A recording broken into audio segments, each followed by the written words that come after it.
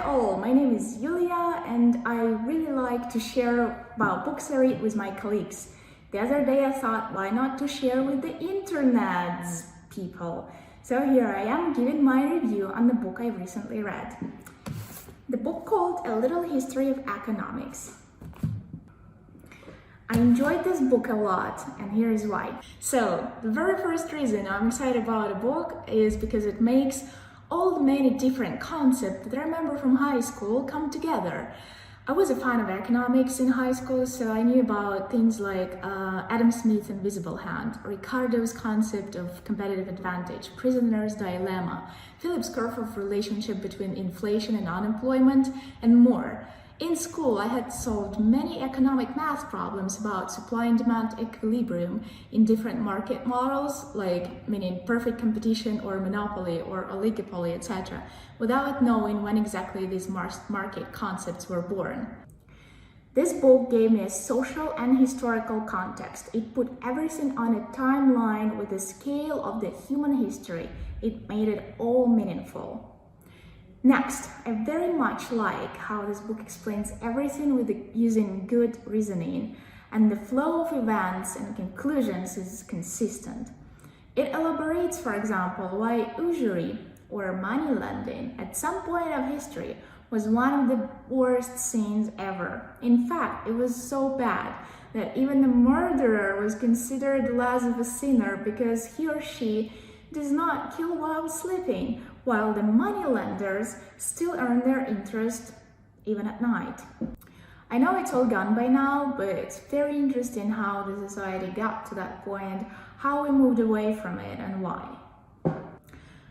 Or, for example, how we end up at the point when the landlords had enough of economic power to drag the economy down by not investing, but spending their monies on maids and butlers. And why did they do that? The other one, the Karl Marx sparking the socialist and the communist movements by his work and book called Capital.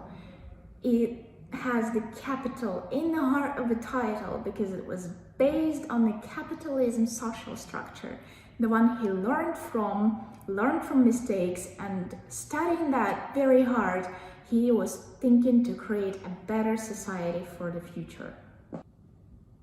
The most important, this book gives you facts that are least subjective, leaving you a space to think, make your own judgments and assessments.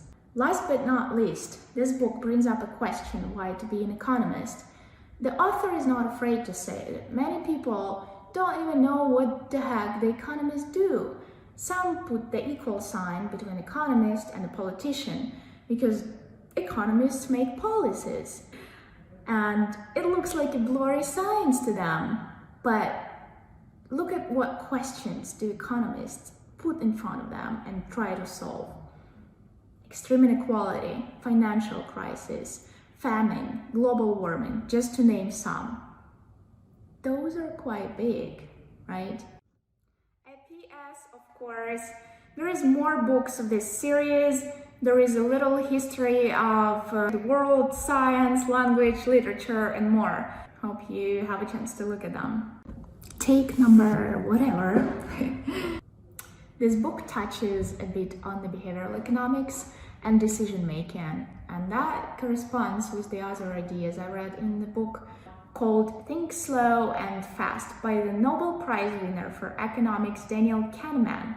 In short, that one educates you on your two parts of the brain taking control of your actions, leading to errors in memory, judgments, and decision making. It basically tells you when to trust your gut feeling and when not to.